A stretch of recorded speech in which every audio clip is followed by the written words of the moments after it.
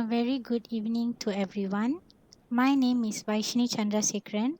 Today, me and my team members are gonna involve in an interview session. The topic of this interview today is about first language versus second language. Okay, these are the interviewers for today. Anushashvina, Harshini, Jiva, Tanya, and me. All of them will introduce themselves before asking the questions. And a very warm welcome to Isa. Thank you for joining our interview session today. Okay, Isa, can you tell us about yourself? Uh, Hello and good evening. Good evening. Uh, my name is Muddathir Isa, but you can address me as Isa.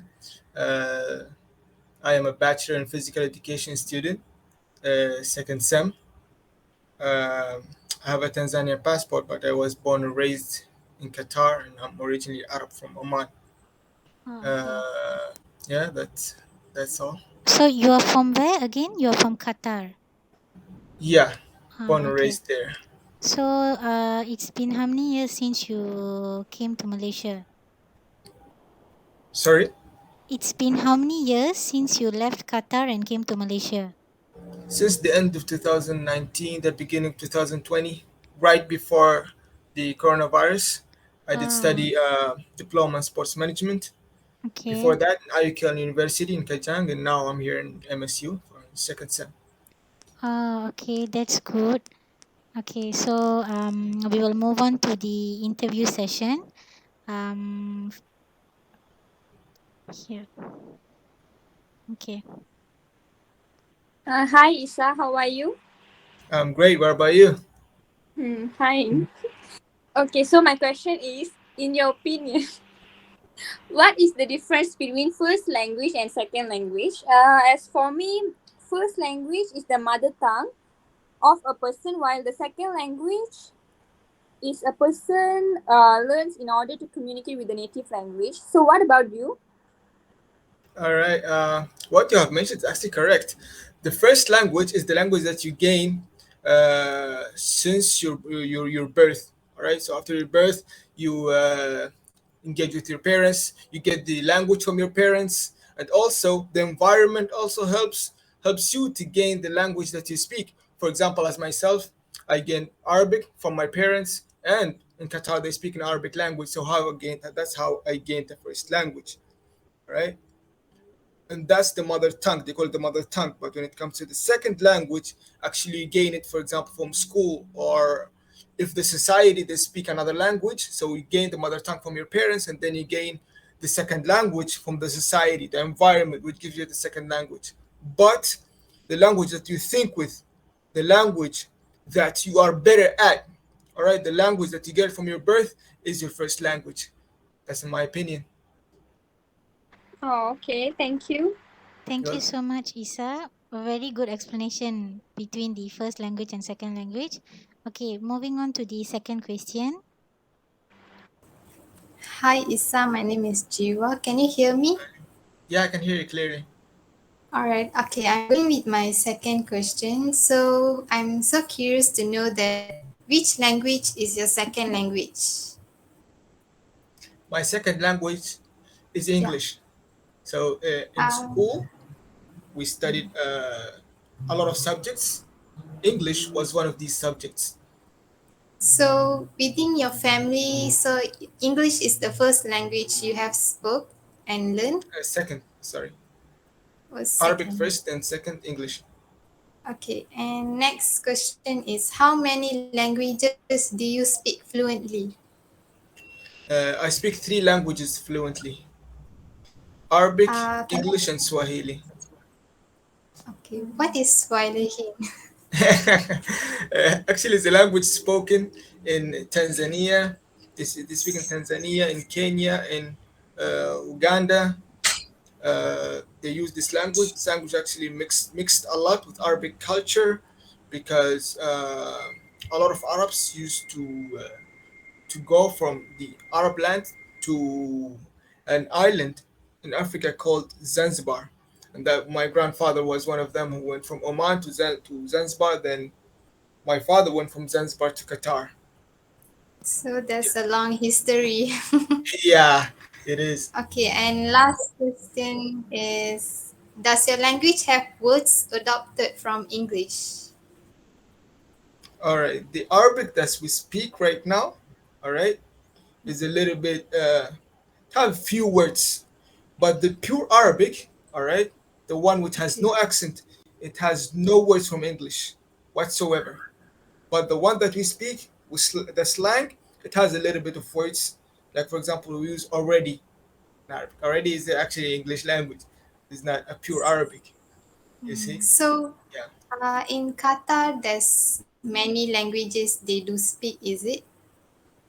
In Qatar, they speak Arabic, mainly Arabic. All right, but they speak the Qatari accent. Actually, there is around 23 countries they speak Arabic language, but each country they have their own accent.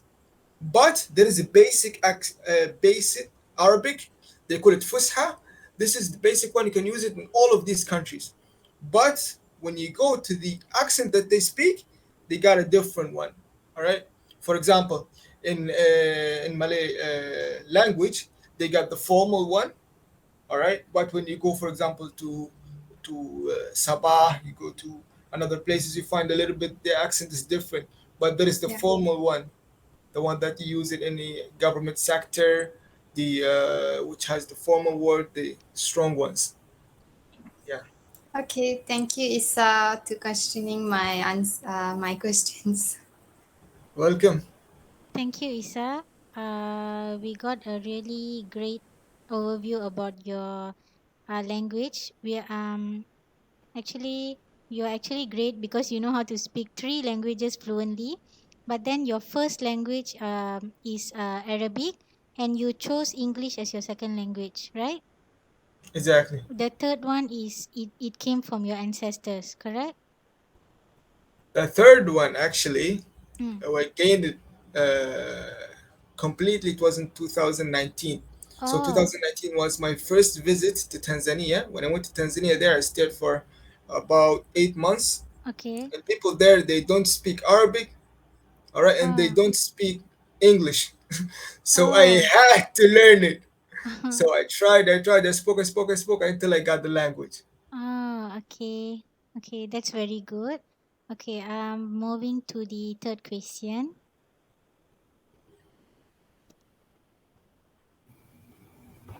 Hi Isa, my name is Harshini. So, what is the biggest positive consequence that learning a second language has had on your life? So, in my opinion, it will be at once on your work. So, what is your opinion? All right.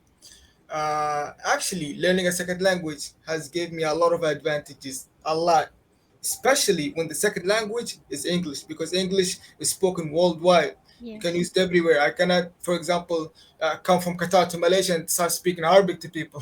Mm. People they kind of think I'm insane, but I need to speak with them in English because that's the worldwide language. So when I decided to come from Qatar to Malaysia, I was like, all right, I'm gonna study with language. Then found out that I'm gonna study in English. So I had to improve my English. I came first when I came first to Malaysia. I went to an institution called EMS in KL. Mm. So there they do teach English. I studied English first. I improved my language, speaking, and everything. So when I Oh, first came, in order to improve my English language, especially in speaking, I stopped talking to with Arabs. I just making foreign friends and Malaysian friends so I can speak with them in English. I practice more, learn the language faster, so I could communicate with people from all around the world because that's the world spoken language. And at the same time, I could study with this language because my studies were in English. I yes. could study, I could speak with other people, I could communicate with people better. So I had a lot of advantages by learning another language. Okay. Understood. Thank you so much, Isa. So you actually went to a class to improve your second language. Am I right? Exactly. Yeah. Yes. That is a very great thing you have done actually. because not everyone who actually came from foreign, they will actually go and like take their time to go and attend a class to learn a language which they actually don't know at first. But then I think we all think you have done a very great job, and your English is very, very, very fluent than us. Your English is You very guys are fluent. fluent too. Okay, okay. So moving to the fourth question.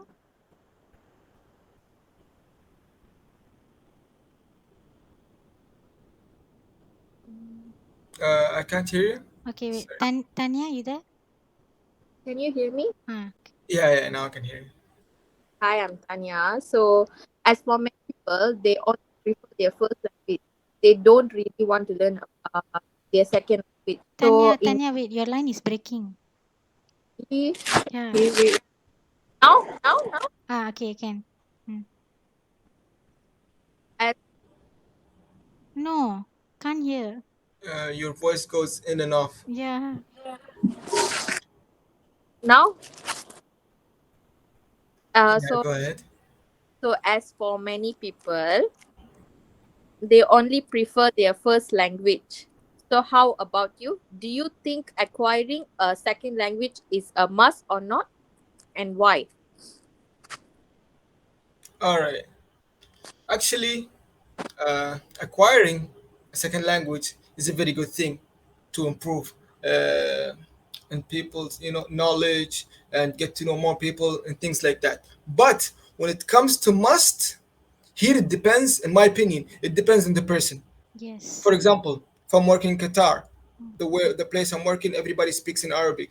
Uh, the place where I study, everybody speaks in Arabic. I don't need this language. I'm studying in Arabic. I work in Arabic. I'm not going. I have no plans to travel abroad. Maybe here it's not a must for me because I'm not going to use it anyway. But when it comes to a person who wants to study abroad, or when his works need to travel, all right, to travel another countries, all right, he wants to explore more. He wants to improve his knowledge, all right, then it's gonna become must.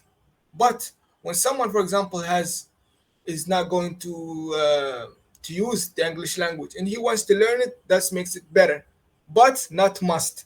But when someone wants to explore more, wants to learn more, all right, wants to study abroad, then English second language gonna become must for Mm. him to be able to cope with his life. Yes. Thank you. Okay, thank you so much, Isa. That was a great and detailed explanation. Moving on to the fifth question, which is from me. Do you find it difficult to comprehend some subjects because some of the lecturers use Malaysian language? If so, how do you handle that? In example, like now through this interview session, I understand that you actually um, your second language is actually like in the same level with your first language. Am I right? No, my first language is a bit better Oh, your than first English. language is a bit better more. Okay. But Yeah. as from my perspective, I think your second language is also good by hearing you speaking. You're speaking. Your so based on you, do you find it difficult when sometimes you you are in Malaysia since 2019, right? Yeah. Okay, so do you actually learn how to speak Malay? All right. So, Mm. like I told you, when I came here, it was November So 2019. All right. yes, yes, And the COVID hits yes. in the end of 2019, the beginning of 2020. All right. Mm. So around this time, I started my classes. Everything was online. I couldn't have to. I didn't get the chance to interact with much people. So I started my diploma with the first Mm. online semester, and I finished with the last online semester. All right. Oh, So I okay. couldn't get to meet people. I couldn't get to interact with other people. Learn a little bit of Malay. Mm. I couldn't. All right. But when it came to MSU, Okay. it was my first official semester, like physical official semester. All right. Oh, okay. And from there, I start to learn, a little bit of words here and there. Mm. Saya nama Isa, saya belajar MSU. Oh, okay. Saya suka nasi goreng ayam. Oh, okay. Good. Satu limo ais, gula lebih. Oh, Yeah. So I get to learn a few words here and there, okay, because understood. I start seeing people. Mm, They teach me like how to say that, how to say that. So they start telling me, mm. start learning, and I'm proving. I'm on my way right now. Okay. So like whenever like lecturers you communicate with lecturers with your second language. That's correct, right? Yeah, English. In around MSU campus, are there friends who had like speaking same language as you, Arabic? You have friends? There are There there are are some students who speak Arabic, but there are few, not many. not Not many. many of them speak. Okay, Yeah. okay. So that's all for the fifth question, and for the last question, Anusha. Okay, as for the can you hear me? Yeah, Yes, I can can. hear you. Mm. Can you hear me? Yes, yes. Yes. Go ahead. Okay, so if you become a parent in the future, how will you implement your first language and second language to your children? As for me, if I become a parent, I'll be teaching my mother tongue and also a second language like English to my children during their toddler stage, so that when they go to multicultural school, it will be easy for them to communicate with others. So, what about you? All right. When it comes to me, all right, what I'm gonna do is actually they're gonna take Arabic for me automatically because I'm You their father. So yes. they're gonna take the language from me automatically. It's gonna become their first language automatically without them making an effort. All right, because they're gonna be hearing me talking the whole time. So that's how they're gonna get the language. All right. With the second Yes. language also, um, uh, I'm gonna try to teach them English as a second language in an early age. All right. Actually, gonna make them think better. That's gonna make them get to understand what other people talking about. They can, when they go to social media, they find a lot of things in English, so they can understand what is going on. It's going to empower them. Actually, even when people they want to get a job, a lot of jobs they are offered, and they want someone who speaks English. They prefer someone who can speak English. When they go, for example, to study, a lot of universities abroad they teach in English language because that's the worldwide language. So English is going to give them a lot of advantage. All right, but the thing, I've traveled to around 12 countries. All right, even in Europe and other countries, I did not notice that people they speak English like here in Malaysia. Here in Malaysia, the thing like find someone speaks Malay, speaks Tamil, speaks English, speaks I don't know Chinese. So it's normal to find people they speak 2 to 3 languages, which Mm, is very very good. And when it came to Malaysia, I did not struggle mm, uh, by communicating with people because a lot of people they speak in English a lot, which is like I told you, which is an advantage for the people themselves. Someone knows, all right, when I go and visit Malaysia, I'm not gonna struggle because most of the people they speak in English, which is a very good advantage, and I would love that my kids they speak this language also. okay. Thank you, Isa. Your I really hope that you will educate your kids like how you are speaking with us now, and that's a very good thing actually that you have the that motivation that actually English is a very important language, and English is they are using it worldwide, as you say. Very true, because nowadays job opportunities all they are requiring English during the interview session. So we are really clear about your opinion based on the first language and second language. So coming to the end of our interview session. Thank you so much for joining us today. And we really gained knowledge about how actually a person give importance to their first language, which is their native native language and also their second language. That's all from us today. Thank you so much, Isa. Thank you for having me. No Appreciate you guys. problem. Thank you for bearing with us too, and hope you have a great weekend. Thank you so much. All right, you two guys. Thank you. Thank you.